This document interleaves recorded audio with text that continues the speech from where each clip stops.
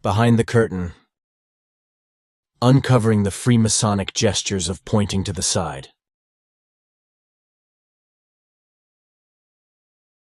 Introduction. Although unconsciously all human beings are striving towards divinity, a number of genuine Freemasons consciously do so after the model of God. Imitation of God is the culminating point atop their entire system, signifying the Masonic obligation to imitate God in his ideas and acts. It is the attempt to live as God which is seen as the ideal toward which Masons' behavior should aim. To this intent, the original old-time Freemasons, who are said to have recognized fellow craftsmen by secret signs, watchwords, marks, and steps, had an elaborate system of hand and body gestures, signs, and poses that were always meant to be viewed by others outside of the close ties of society. Freemasonry employs them in portraying, presenting, and upholding the God-centered perspective. These gestures, signs, and poses grew out of older Masonic wisdom, offering the key for the correct understanding of the Masonic teaching. These are, first of all, the pointing to the side gestures that became dominant in Masonic art, providing the model for generations of Freemasons who made them in their portrait representations. They have been largely overlooked, having two different variations: the index finger pointing to the side gesture that we find shown in different examples in a great number of portraits, and the middle and ring finger close together, middle fingers. What follows is a perspective that is drawing on a broad range of works of art from the 4th to the 21st century, which includes miniatures, paintings, sculptures, engravings, and photographs. This work investigates. It is a descriptive research where the basis is a vast number of artworks in which the pointing to the side gestures are revealed to provide an understanding to why they were used and what they mean. It is a method which, when explaining an image, the description is part of the explanation. In turns, the explanation becomes part of the description. Our starting point will be the works by Leonard Gabinon, who was the author in 1740 of the New Catechism of the Freemasons, the 1730 English school work, Portrait of a Freemason, as well as multiplicity of depictions that testify to the persistence of pointing to the side gestures in the portraits of well-known prominent Freemasons. These are James Thornhill, William Hogarth, Wolfgang Amadeus Mozart and his father Leopold Mozart, Edward Prince of Wales, later Edward VII, Benjamin Franklin, Goethe, Alexander Hamilton, Christopher Wren, and George Washington. These personalities and their portraits will be described and discussed further below, providing the basic information about the research problem. Following the descriptions, the discussion and analysis sections begin. In addition, we will show some of these hand and body pointing to the side gestures, signs, and poses that are still in use in contemporary Masonic portraiture and photography. Gabinon's engravings.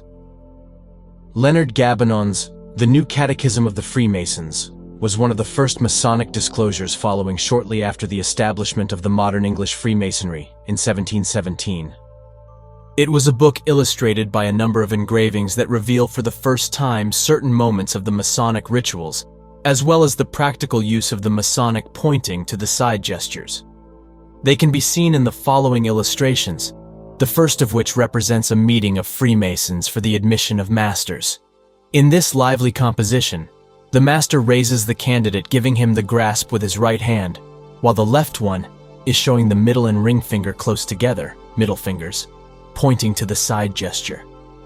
Even more dramatic is the reaction of the candidate in the colored copy of the same engraving, still laying in the symbolic coffin.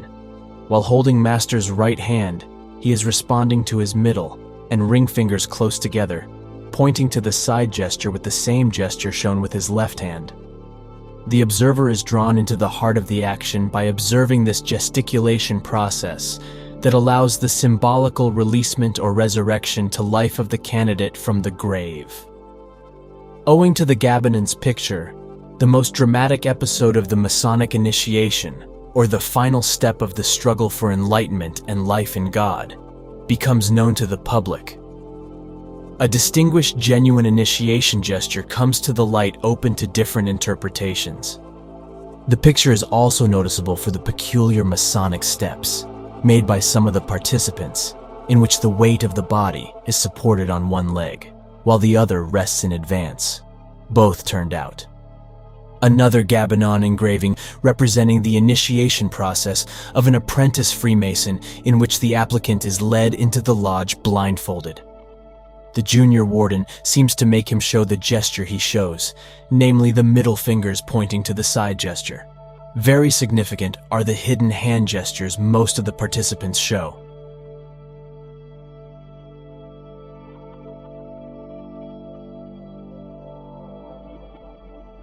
Portrait of a Freemason, Senior Warden, despite of the fact that it is not notable for its exceptional artistic quality.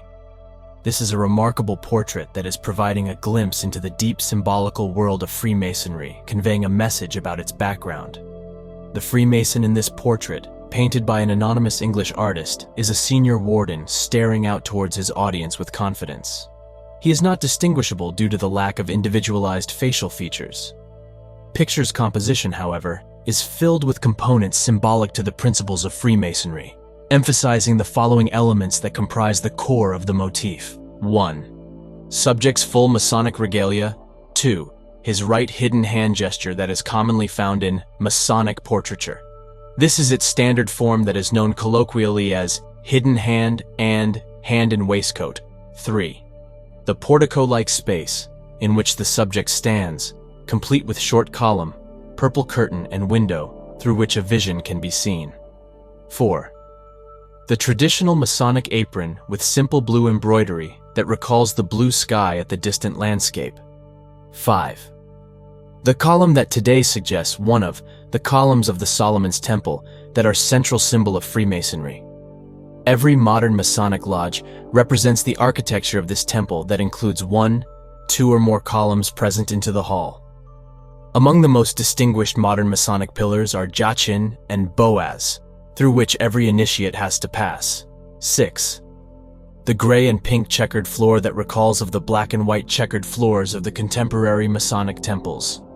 7. The curtain, which is a distinguished Masonic element, symbolical for the threshold of the spiritual world of God. Commonly, in Masonic paintings, it has been pulled aside to reveal a background of an open sky or landscape, which is made to represent heavens and the spiritual realm. 8. The glove wearing and the glove holding gestures that are symbolic of certain Masonic traditional customs.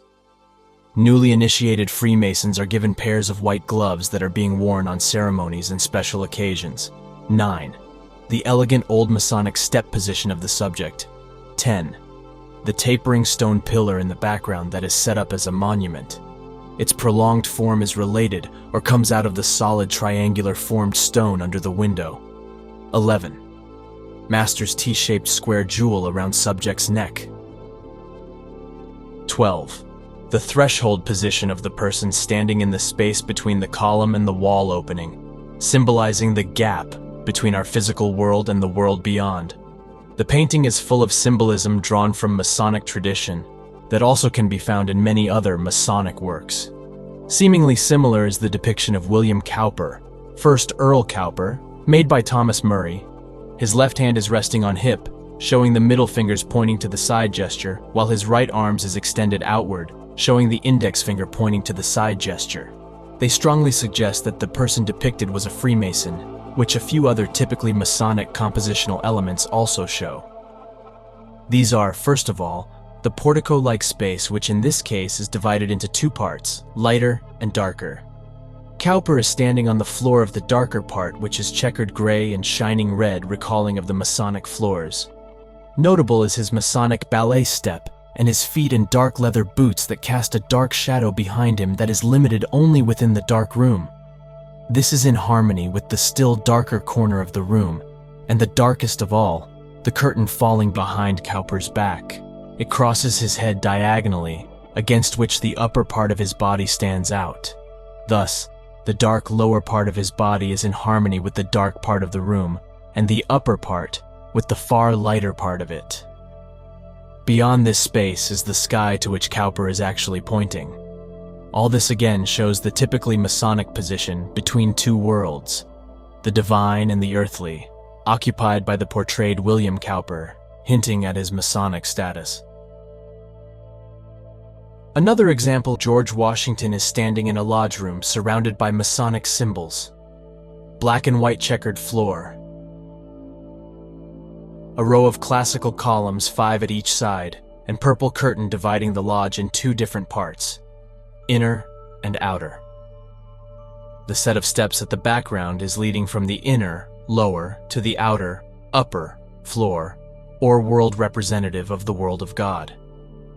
Similar pillar and curtain, or pillar, curtain and throne decoration is to be seen in the Masonic portraits of Prince Frederick of the Netherlands and Edward, Prince of Wales, later Edward VII, as Grand Master of Freemason. Such Masonic motives are used to illustrate the principles which Freemasonry espouses. Identifying them helps reveal the deep meaning and intent that may connect the viewer with the work's message. Central is the motive that has the hand and body pointing to the side gestures, signs, and poses of Freemasons at its core, represented in some portraits of notable Freemasons. James Thornhill. Thornhill was a prominent British decorative painter, a Fellow of the Royal Society and politician. In 1689, he was apprenticed to Thomas Highmore, learning a great deal also from Antonio Verrio and Louis Laguerre, 2 prominent foreign decorative painters from Italy and France then working in England, as well as from his colleague Godfrey Kneller. In 1718, King George I made him court painter, and in 1720 sergeant painter. He was knighted in the same year, being the first native artist to receive that honor. In 1711, Thornhill was one of the 12 original directors of Godfrey Kneller's Academy, succeeding him as governor until 1720. Thornhill was also a prominent Freemason, and in 1728 he was the Grand Senior Warden of the premier Grand Lodge of England. He featured Masonic symbolism in most of his major works, as at the Painted Hall of the Greenwich Hospital, London, in which he introduced his own portrait. In this work he showed 2 pointings to the side Masonic gestures, the index finger pointing to the side gesture made with his right hand, while looking directly at the viewer, and the middle fingers pointing to the side gesture made elegantly with his left hand. Thornhill stands close to the basement of 2 pillars, as if merging with them. His paletra and an L-shaped square instrument on the basement are representative of his secular and Masonic interests correspondingly. Thornhill's self-portrait seems an external pictorial expression of one of the most profound Masonic truths into which he was initiated. But even more impressive is his portrait engraved by John Henry Robinson after Thomas Worledge. In this exceptionally fine piece of work, there are 2 special catching-eye moments. First of all, this is Thornhill's straightforward telling gaze with a challenging glint. He preferred this type of looking directly at the viewer gaze in his self-portraits, rather than off to the side, which is to be seen in many other Masonic portraits. Secondly, this is Thornhill's hand that is gesturing into the air, making an impressive middle fingers pointing to the side gesture. It is touching the edge of the engraving as if pointing to nowhere. It appears, however, that together with his gaze, he and the people are conversing, and a message is sent to everyone. Sitting on his chair with his favorite brush and paletra, and the curtain that is enveloping him, as if taking hold of him, he is as if standing on the threshold of the spiritual word. This is what the darkness behind him perhaps means, significant and symbolic of Masonic God's eternity, the fundamentally different, spiritual in its essence, world of God that no human senses still can perceive. Thornhill was a capable portrait painter who produced more than one portrait in which the subjects are represented with middle fingers, pointing to side gestures that are the core of the Masonic artworks, in the first of which notable are the column and the throne-like chair, as well as the specific pointing to the side gaze of the subject while he is also pointing to the same side with his gentle right-hand gesture. The second portrait is designed in the typical Masonic portico-like space that reveals sky and a lighter building to the outside, and a darker space inside, subject's warm, straightforward gaze, middle fingers pointing to the side gesture while sitting in his chair. Before succeeding to the above-mentioned Thornhill's colleague, Godfrey Kneller, and his significant pre-1717 Masonic paintings. We will first look at several other authors and subjects as William Hogarth, who was also a very prominent English painter and engraver, notable for his series of engravings on Masonic and social subjects. He was one of the greatest artists and Masons England ever had, who often satirized the deficiencies of both secular and spiritual life in 18th century England. He is known for being the Grand Steward at the Grand Lodge of England's annual festival in 1735 and a master of portraits and jewels for his fellow Masons. In 1729, he married Thornhill's daughter Jane. Looking at the various Hogarth's portraits, we find the pointing to the side gesticulation in few different examples. Martin Folkes, Captain Thomas Coram, Theodore Jacobson, Thomas Herring, and Benjamin Hoadley. The first of them was an English antiquary, mathematician, astronomer, the president of the Royal Society from 1741 to 1752. He was a distinguished Freemason, appointed Deputy Grand Master of the Premier Grand Lodge of England during the year 1724-1725. It represents him slightly turned to the side against sky background, staring off into the distance in accord with his active middle finger's gesticulation that is pointing to the same distant side. His left hand is hidden in Masonic manner.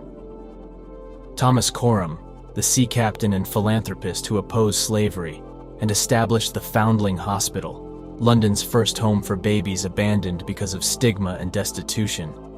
He is sitting on a chair before a portico-like space, complete with a classical column and a green curtain that are typical in Masonic portraiture. He looks directly at the viewer while slightly pointing to the side with his right hand. Hogarth painted Coram surrounded by symbols of his work that remind of his seafaring past, as well as Masonic symbols as the gloves he is firmly holding in his left hand, and the column, and the curtain. Theodore Jacobson was an English merchant in London whose portrait was painted by William Hogarth in 1742. Interestingly, he represented him against a natural portico-like cavity, complete with rock and plants instead of column and curtain. He is staring at the viewer while holding a plan of a triangular house designed by him and pointing to it with his middle finger's gesture. The same kind of gesticulation he shows in his portrait by William Verelst, 1736, against a classical Masonic portico-like background.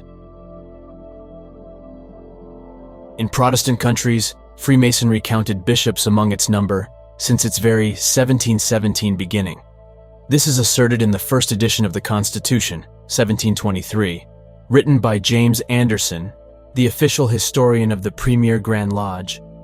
Several noblemen and gentlemen of the best rank, with clergymen and learned scholars of most professions and denominations, having frankly joined and submitted to take the charges, and to wear the badges of a free and accepted Mason under our present worthy Grand Master, the most noble Prince John, Duke of Montague. It is not then difficult to understand that Masonic gestures appear in the Hogarth's bishop portraits. One instance is Thomas Herring, the Archbishop of Canterbury from 1747 to 1757, who is represented against the background of throne-like chair and semi-open curtain. He is holding a book with his middle and fourth finger close together gesture, challenging the viewer with a straightforward gaze and an active left hand middle fingers pointing to the side position. Benjamin Hoadley, the Bishop of Winchester and Prelate of the Order of the Garter, also sitting on a throne-like chair. A curtain has been pulled aside behind him to reveal a background of stainless window. He is wearing clerical dress and a white wig, actively gesturing to the side, while the other hand is resting in a well-notable middle fingers position. He shows the same gesture in the curtain portico interior in his portrait also made by Hogarth. He is sitting in red velvet-covered armchair at an elaborately carved desk. Light green curtain is to the right, falling down under Hoadley's chair, as if becoming a part of his dark green robes. A city with flag on top of building is to be seen in distance. Large vertical columns rise exactly above his head in the center of the composition. Most significant is the checkered floor under Hoadley's feet that recalls the checkered floors in the Masonic temples. a second bishop portrait of Thomas Herring made by the British painter Thomas Hudson. Here the sitter is shown against black curtain background that looks as if becoming one with his black and white full robes. Behind the curtain, there is little light slightly falling also on his black chair. The darkest point is the book Herring holds with his right hand, showing a contrasting middle fingers gesture that is the core of the painting. Hogarth's self-portrait is also very interesting since it is full of the specific symbolism based on certain ancient tradition. It is composed of two parts divided by the special curtain colored differently in each side. This is highly significant since the red part of the curtain is as if belonging to Hogarth's clothing. The other side is green, as if belonging to the outer, physical world. Uniquely, the colors change exactly at the place where the dog is sighting, dominating the whole picture. Its place is where the inner and outer Hogarth's parts meet. It looks as if dividing these parts, or worlds sighting on the threshold between them. It is a threshold dog, and perhaps due to this, its fur is shaped in a way that is similar to the shape of the curtain. Hogarth loved Thornhill's daughter Jane, and in 1729 married her. With both her father and husband prominent painters and Freemasons, she seemingly did not have choice but to be painted by her husband, sitting enthroned on a gilded armchair carved with flowers, while holding an object with both her hands gently showing the middle finger's Masonic sign. Such inclusions in female portraits were not uncommon in Masonic portraiture, to be examined in bigger detail later in this work. The Mozart family. Mozart was one of the greatest classical composers who wrote more than 40 symphonies, over 20 string quartets, nearly 30 piano concertos, and 16 operas. He was a highly talented pianist who could play multiple instruments. As a Freemason was also highly talented, and it is known that he was admitted to Freemasonry in 1784.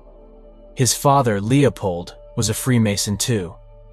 He commissioned the portrait of the child Mozart, painted possibly by Pietro Lorenzoni in 1763, in which Mozart poses with two Masonic gestures, hidden hand and forefinger, pointing to the side gesture before a dark green curtain.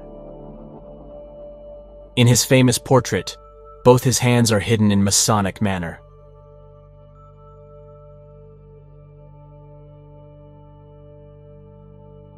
In his portrait sculpture in Wien's Berggarten, made in 1896 by Victor Tilgner, he is shown pointing to the side while opening a book. In his finely made portrait, Mozart's father Leopold presented himself in Masonic manner too, with one hand hidden under his black curtain-like cloak, while the other is resting on a thick book gently showing the middle finger's configuration. Benjamin Franklin. Franklin was a statesman, writer, printer, publisher, and inventor, whose main scientific achievements were the formulation of a theory of electricity and a demonstration of the electrical nature of lightning. He is considered the father of American Freemasonry, who had seriously busied himself in organizing the society in America. Below are 4 portraits in which the artists have portrayed him in a hidden Masonic fashion.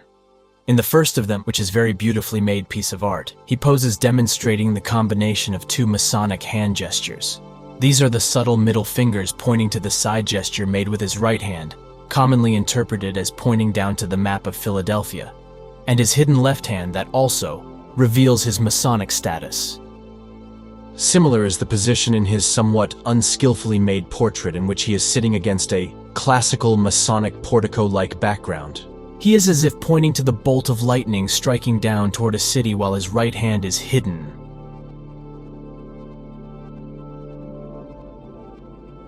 In a hidden way, he is pointing off to the side also in his portrait, in which he is represented sitting on chair and reading. A red curtain is hanging from the top left corner behind his right shoulder. In the left hand is a pair of papers, while the right hand under the chin is pointing off to the side, or back to the darkness behind the curtain. The seat of the chair is dull red, and on the left a table carrying books and papers is covered by a red cloth. Less hidden are Franklin's Masonic poses and gestures, where he is shown standing in a portico-like podium complete with a pair of columns, pair of curtains, throne-like chair, table, books, and many other Masonic attributes. He is dressed in full Masonic regalia, holding Hummer with his right hand, while the left hand rests on a book with the Masonic pointing to side middle fingers gesture or sign. His Masonic step is as if holding a position between two worlds, a lower and higher one. Alexander Hamilton and George Washington. Both were American statesmen and founding fathers. Hamilton established the U.S. central banking system, and Washington helped win the War of Independence, subsequently serving 2 terms as president. Both were Freemasons whose Masonic twin portraits bear striking similarities. George Washington's portrait was painted by the American artist Gilbert Stuart in 1796, thus predating Trumbull's portrait with 9 years. This portrait was produced during Washington's final year in office, and it was a gift to former British Prime Minister William Petty, 1st Marquis of Lansdowne.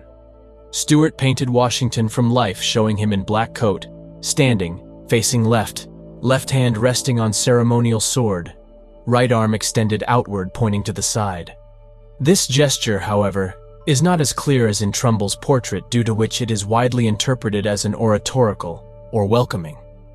Rather fancifully than realistically, it's said to depict his December 7, 1795 annual address to the 4th U.S. Congress, when the highly unpopular Jay Treaty had been presented for approval. Acknowledging the struggle over the treaty, Washington called for unity that is supposed to be depicted in the portrait. This, however, cannot explain the presence of the typical Masonic portico-like column and curtain background, as well as the position of Washington, who doesn't seem standing in the U.S. Senate. He does not look like speaking or welcoming audience to the Senate or in his office, but he is pointing to the side while standing between 2 rows of large vertical columns. Those to the right rise behind his head, and those to the left rise behind his outstretched hand. Wrapped around and between them is a large red curtain hanging in 2 directions. Before the left row of columns, down on and under the table to the left, and behind the right row of columns into to the outside. Significantly, Stuart also painted the curtain round the right row of columns, leaving the left row rising as if to the outside of the building. Thus he divided the background into 2 parts, before and beyond the curtain. Attaining beyond the curtain reveals realities of another world, blue sky, clouds, and importantly rainbow, that catches our attention, being symbolical in Masonry, to the covenant the Father God made with Noah, who made the ark which saved his people and specimens of every animal from the flood. Generally speaking, in Masonic terms, the rainbow is a reminder of the God's decision to wash away the sinful world, making way for a fresh start. The secret here is kept behind the curtain, beyond the left row of columns. The behind-the-scenes action happens behind the curtain, and Washington is as if standing between these 2 worlds, outer and inner, meaning higher and lower, in the final days of his career. Notable is his chair, recalling a throne, and contains elements from the Great Seal of the United States that reveal the power of 13, 12 plus 1, white stars streaming down from above, an action symbolized by the 13 alternating red and white stripes which appear underneath. Hamilton's portrait was painted in 1805 by the American artist John Trumbull, representing him in typical Masonic environment, portico-like inner space decorated with 2 columns, chair, scrolls, books, and curtain. He is also depicted in black coat, standing, facing left. The important difference is that his left hand is resting on hip while showing the middle fingers pointing to the side gesture. Also, his right arm's extended outward, clearly showing the index finger pointing to the side gesture immediately over the table, and the several books that are underneath the table. More books stand upright on top of the table, as well as inkwell, quill, and several sheets of paper, similar to Washington's portrait. Notable is Hamilton's Masonic step, which points to the intention of Trumbull to include as much Masonic symbols as possible, encoding the portrait with his Masonic character. His portrait is as if explaining the portrait painted by Stuart, which seemingly has hidden meaning. Both Stuart's and Trumbull's portraits do not include any political symbols, indicating that they are far more than portraits of American statesmen. The evidence of whether Hamilton was a Freemason is also found in his bronze statue, made by James Fraser in 1923, located on the south patio of the U.S. Treasury Building in Washington. It depicts him holding tricorn hat in the right hand and a long dress coat in his left hand, while showing the middle fingers gesture. Concerning Washington, many pictures illustrate him as a Freemason, in Masonic attire, holding scroll and trowel, or trowel in one hand and mallet in the other, in military attire demonstrating the hidden hand gesture, or a pointing to the side gesture. In his black and white portrait, he shows with his right hand a distinguished middle fingers gesture, while his left hand in hidden way is pointing to the side. He is sitting before portico, like column curtain background, again with a rainbow that is shining in the sky, a motive that apparently was favorite to him. John Trumbull. Trumbull was an American artist who was called the Painter of the Revolution. He was a soldier in the American Revolutionary War and appointed second aide-de-camp to George Washington. He painted Washington's portrait by memory, as well as the portraits of few other American founding fathers, helping to shape American early standards for Masonic art. Regardless of the absence of the historical documentation, Trumbull most likely was a Freemason, or at least he was aware of the latest trends of Masonic portraiture, tirelessly representing them in his works. In Hamilton's portrait and in numerous other works produced during his long artistic career, while friendly meeting viewers' eyes, he is hiding both his hands in Masonic manner. Beside on the table are his book and paletra. Very interesting is Trumbull's painting Declaration of Independence, that illustrates the five-man drafting committee of the Declaration of Independence presenting their work to the Congress. One of them, John Adams, was a leader of the American Revolution, founding father, diplomat, writer, and the second president of the United States from 1797 to 1801. In this painting, he appears with his hand on his hip, demonstrating distinguished middle fingers sign. Very significant is the checkered carpet he is stepping on, referring to the floors in the Masonic temples. Also interesting is the fact that a reproduction of this painting can be found on the back of the US $2 bill, Reverse Series 2003, in which, however, both the carpet and the Masonic sign are obliterated. In many works, John Trumbull left his Masonic signature, however. In this case, it underwent a radical transformation. Especially impressive are Trumbull's portraits of his wife, Sarah Harvey. They reveal the same Masonic trend of representation of the middle fingers gesture that seemingly was favorite to Trumbull. In the last of them, Sarah is holding, and as if teaching the dove, the middle fingers gesture. The dove is symbolical to the Holy Spirit. Absolutely unique is Sarah's portrait, in which her husband represented her laying in her dead bed. Sarah is as if stretching out her hands towards heavens in the last moments of her life, and with her left hand she is showing the middle fingers gesture before a green curtain as a key that can open it. The gesture looks as something that can be inserted into a lock that can pull the curtain aside, revealing the heavens. This recalls the Gabonins engraving in which the person who applies for initiation in the Masonic mysteries is showing the middle fingers gesture to his master, or in response to his master's gesture. This would allow his resurrection from his dead bed, which is the final achievement in the true Masonic mysteries. A new state of consciousness is being achieved by him that goes far beyond the normal one, meaning beyond the curtain. Sarah's picture shows similar transition, from the physical world into the spiritual world, which is the world of God, that can be achieved through the gate of death or through the gate of initiation. This has to do with the green curtain next to Sarah and the curtain that is falling on candidate's head, revealing the meaning of this symbol: threshold, boundary between the earth and heaven. Piercing it means achieving the ultimate goal of the genuine Masonic initiation, which in Sarah's case is happening naturally or unconsciously. She is represented in a genius way facing the gate of heavens, which she is as if already seeing. What she is missing is the hand of God that corresponds to the hand of the master in the Gabonins picture. Johann Wolfgang von Goethe. Goethe was a German poet, scholar, statesman, and playwright.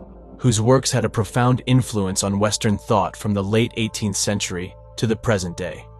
Furthermore, he was a zealous Freemason, joining the Weimar's Lodge Amalia in 1780 when he was 31 years of age, and he remained a member of this lodge to the day of his death.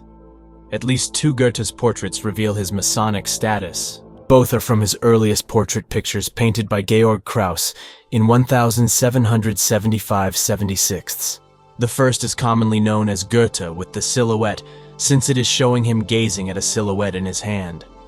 The portrait seems to hint at a deeper meaning, judging by the diagonally orientated green curtain behind Goethe and the middle fingers gesture he shows with both his hands. In this engraving, he is presenting something different. While sitting in a portico-like room, he is holding a paper with his left hand, while the right hand is showing the hidden hand gesture. The open window to the left shows sea and a single boat in distance. Both pictures represent Goethe in profile. Giuseppe Garibaldi. Garibaldi was an Italian general, revolutionary, Republican, leader of the Risorgimento, and Italy's greatest national hero that played a key role in the establishment of the Italian United Kingdom. He was an active Mason initiated in 1848 into the Order of Ancient Freemasons of the Memphis and Mizraim Rite in the Les Amis de la Patrie Lodge in Montevideo, Uruguay. As a man with prominent Masonic reputation, he served as Grand Master for several years. His postures in the photos are considered to reveal his Masonic status. Isaac Newton. Newton was a mathematician, physicist, scholar, and discoverer whose three laws of motion and universal law of gravity changed the foundation of physics. His work on light revolutionized the field of optics. Lesser known are his spiritual interests, his theological tracts dealing with the interpretation of biblical prophecies, and especially of the apocalypse. Notably, he believed spiritual area was just as valid as scientific experimentation. For him, space was an eminent effect of God, and the laws of motion and gravity applicable equally to terrestrial affairs and to the heavens.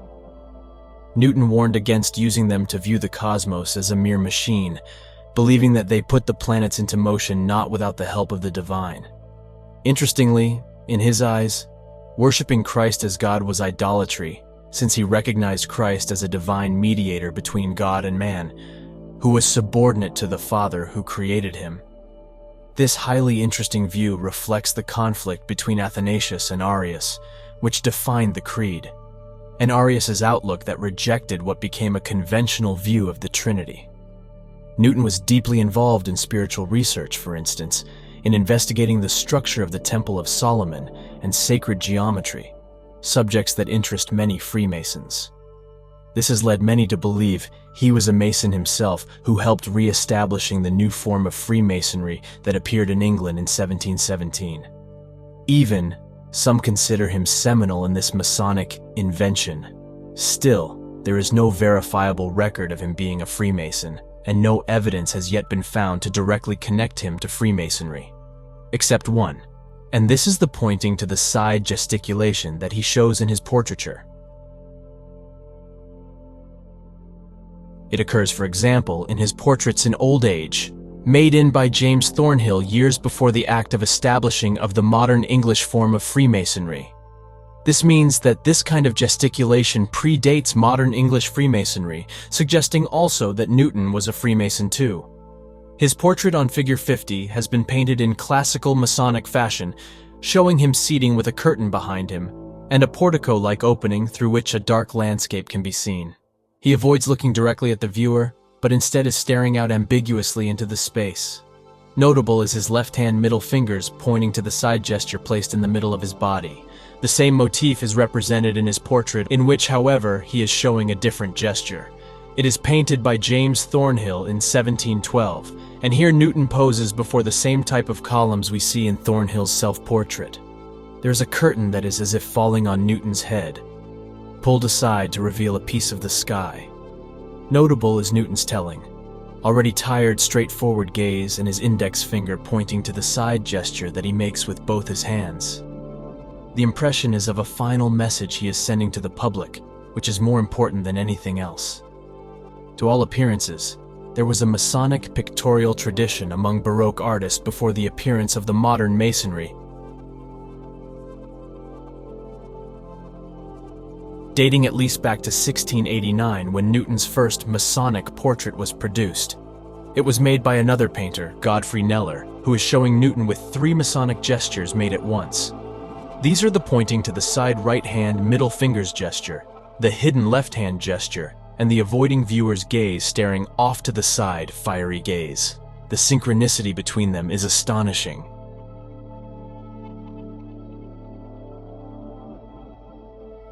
A German-born painter, Kneller settled in England after studying in Holland and Italy.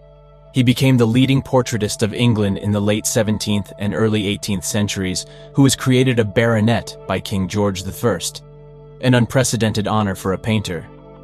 There are many portraits that reveal Kneller's Masonic status, as his 1685 self-portrait in which he is holding a scroll while pointing off to the side. It is worth noting his dark curtain-like cloak, against which his left hand stands out, while his right hand is completely absent or hidden outside the picture. In the portrait dated 1694, Kneller's hidden hand gesture is represented again along the middle fingers gesture that is also slightly hidden. It is inscribed in the folds of his garment. This is a unique semi-hidden, semi-middle fingers gesture that we find in many of his works. Among Kneller's sitters were many important figures, as Charles Townshend. It represents its sitter posing against a natural rocky portico-like background on which his face stands out. Beyond are the sky, light that is shining, and a deep forest.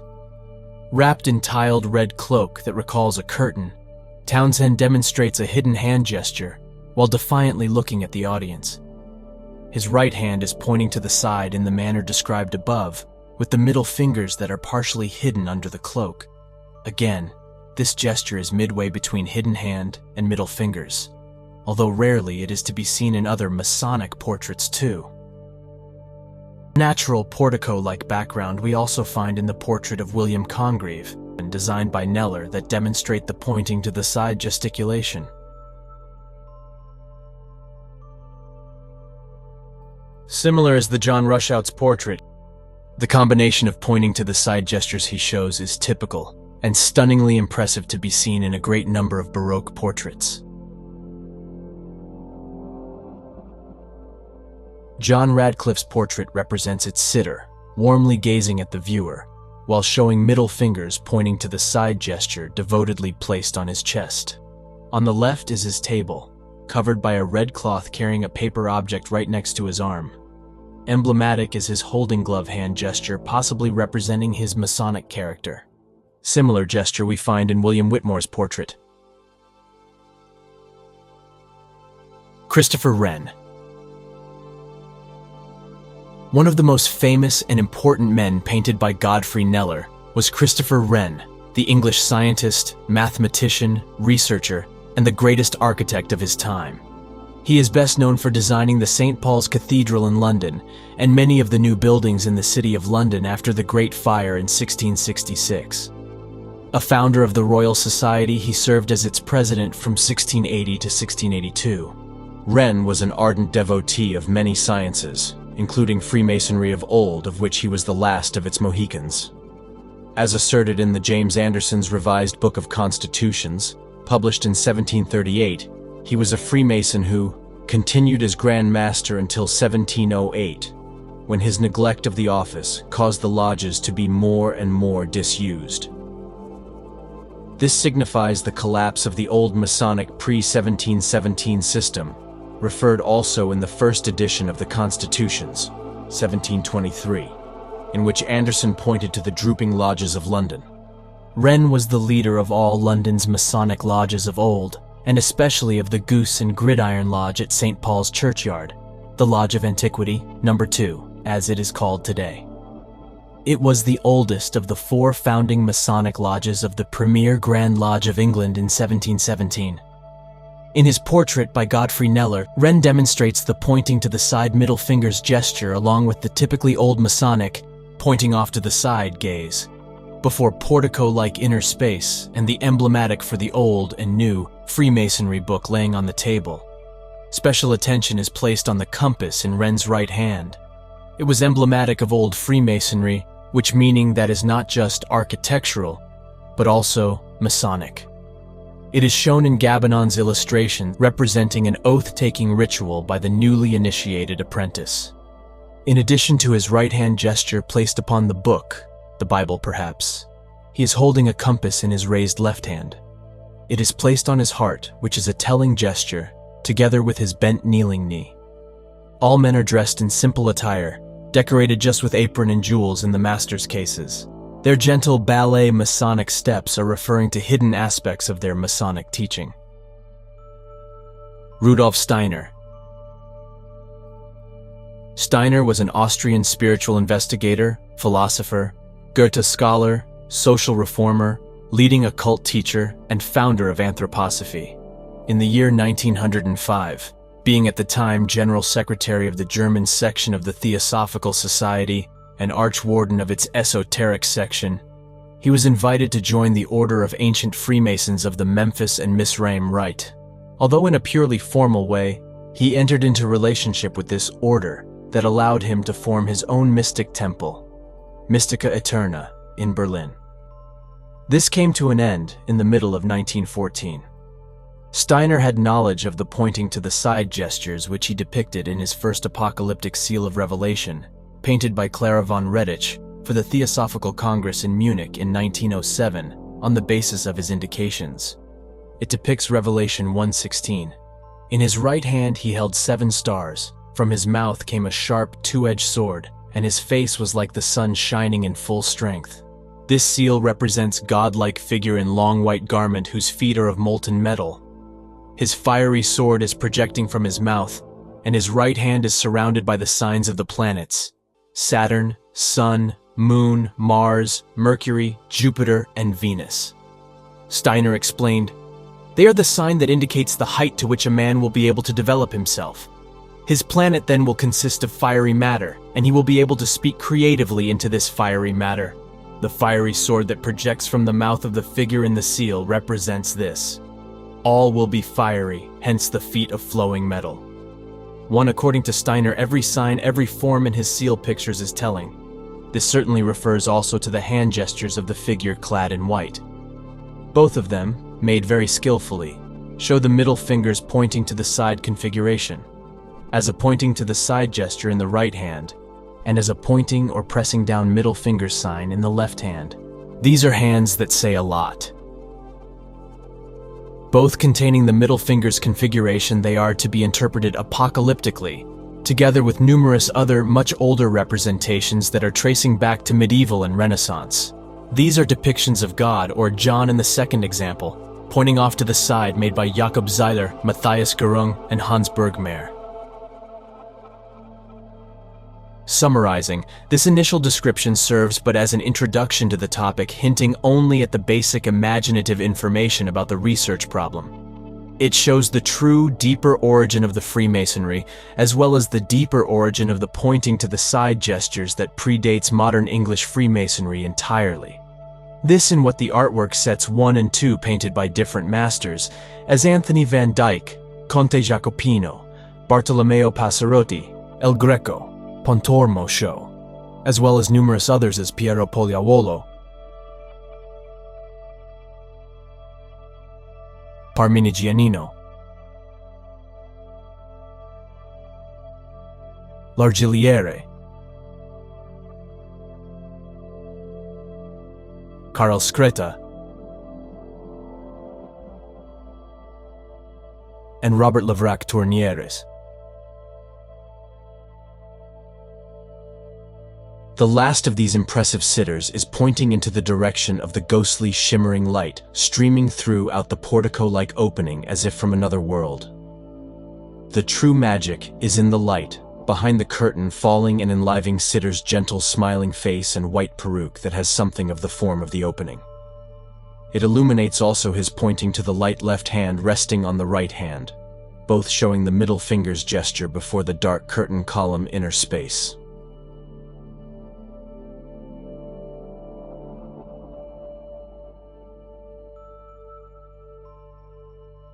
sitters telling gaze is direct and challenging as if not of this world. This is what the topic we mean to broach concerns in relation to the pointing to the side gesticulation and some other mainly old Masonic key areas of artistic exploration. The topic will be examined thematically, rather than chronologically on the basis of still richer body of artworks during the period roughly from the 4th to 21st centuries, together with a consideration of their meaning. Decoding them is similar to learning how to read and reveal the vast information that is hidden in them and must come into the open.